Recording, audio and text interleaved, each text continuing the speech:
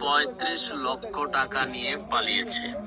এই ইমাম সাহেবকে কেউ কোথাও নিয়োগ দিবেন না বাংলাদেশে।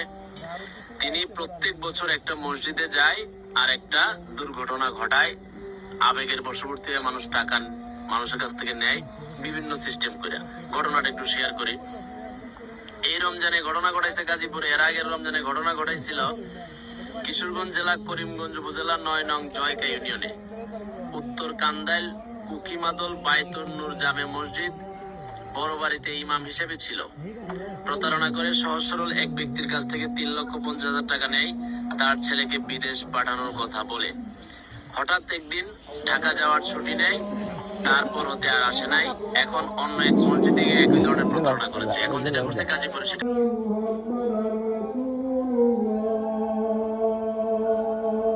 ওয়াজও করেন, হ্যাঁ, এবং খুব, আর তার সাথে কেউ কথা বলে 2 মিনিটে ম্যানেজ হয়ে যায়, টাকা পয়সা ধান্দা করে ফেলায়। গাজীপুর জেলার কাপাসিয়া থানার সিংহশ্রী ইউনিয়নের গ্রামের জাওয়াদি হাজিবাড়ি জামে মসজিদে গত 1 বছরের আগের ছবি এটা। এই হুজুরকে আমাদের সম্মানিত মসজিদ কমিটি আমাদের মসজিদের ইমাম হিসেবে নিয়োগ দেন। মানে যখন ইমাম হিসেবে নিয়োগ দেন, ভুলটা এর আগের বার করিমগঞ্জে যেটা করছে, ওনার কোন যাবতীয় তথ্য নেই, নেচে ইমাম সাহেব মানুষ ইমামতি করেন। এবার একই ঘটনা এখানেও করছে, কিন্তু কমিটির কাছে উক্ত ইমাম সাহেবের কোনো তথ্য, এনআইডি, ঠিকানা কোনো কিছু নাই। এই 1 বছরে এলাকার সহজ সরল মানুষকে বিভিন্ন আশ্বাসে প্রায় 35 লক্ষ টাকা নিয়ে এই রমজানে ঈদের পর পালিয়ে যায়। এই রমজান ঈদের পর পালাইছে গাজীপুরের এটা থেকে। এর আগের রমজানে পালাইছে হচ্ছে ওই করিমগঞ্জের থেকে। ওনার মোবাইল নাম্বার বন্ধ, নাম্বারের রেজিস্ট্রেশনের এনআইডিটা ও কিশোরগঞ্জ জেলার করিমগঞ্জ উপজেলার এক দরিদ্র লোকের। ওনার সম্পর্কে কারো কাছে কোনো তথ্য, ওনার বাড়ির ঠিকানা চা।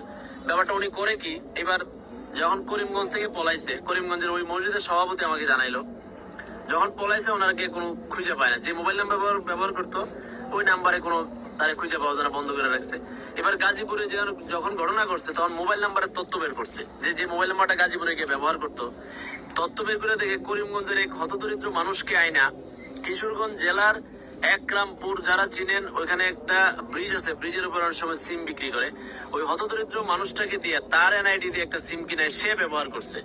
এবার গাজীপুরের ওই মসজিদে যে 35 লাখ টাকা ওইখানে আশেপাশে মানুষের কাছে নিয়ে গেছে, তারা খোঁজ করতে করতে আইসা এনআইডির তথ্য অনুযায়ী একটা দরিদ্র লোককে পাইছে। দরিদ্র লোককে জিজ্ঞেস করছে কি ঘটনা, কয় হুজুর তো আমার নিয়ে একটা সিম কিনেছে। এখন মানুষ তো এত কিছু বুঝে না, বুঝেন তার প্রতারণার লেভেল। এখন তার ছবি গত বছর একবার প্রচার করছিলাম, আবারও ওই করিমগঞ্জের যে জয়কা ইউনিয়নের মসজিদের সভাপতি আমাকে আবার জানাইলো যে ভাই ওইখানে তো গতবার প্রচার করছিলেন, আচ্ছা এখন আবার জয়পুরের ঘটনা গাজীপুরের ঘটনা ঘটাইছে। তার মানে আবার প্রচার করেন যেন ওনাকে বাংলাদেশের কোনো মসজিদে কোনো প্রতিষ্ঠানে নিয়োগ না দেয়, কারণ উনি মিষ্টি কথা বলে এবং এমন ভাবে নাকি ম্যানেজ করে, যে কোনো চালাক জ্ঞানী লোক তো সে ম্যানেজ করে ফেলে। এখন কি কোনো জাদুটোনা করে নাকি কথার মিষ্টি কথার ভাজে ফাইলা এই প্রত্যেক বছর এক এক জায়গায় গিয়া এই কাজটা করে। এখন এটা শেয়ার করে ছড়িয়ে দিবেন যেন ওনাকে কেউ বাংলাদেশে আর কোনো জায়গায় চাকরি না দেয় এবং তাকে আইনের আওতায় নেওয়া হয়, কারণ সে এমন অভিনব পন্থা শুরু করছে। প্রথমত দেখেন, একজন মুসলমান হিসেবে এরকম মানুষকে দেখে যে কেউ বিশ্বাস করে ফেলবে। এখন এই বিশ্বাসের হুজুরকে মানুষ সন্দেহ করবে, কি এই হুজুরের কি সমস্যা কিনা। তাহলে সে ক্ষতিটা কত ধরনের করতেছে, আর্থিক ক্ষতি, সামাজিক ক্ষতি, মানে তার বিচার হওয়া উচিত। তাকে কেউ আর কোথাও নিয়োগ দিবেন না, এই কারণে এটা প্রচার করলাম। কেমন, শেয়ার করে ছড়িয়ে দিন। আল্লাহ হাফেজ।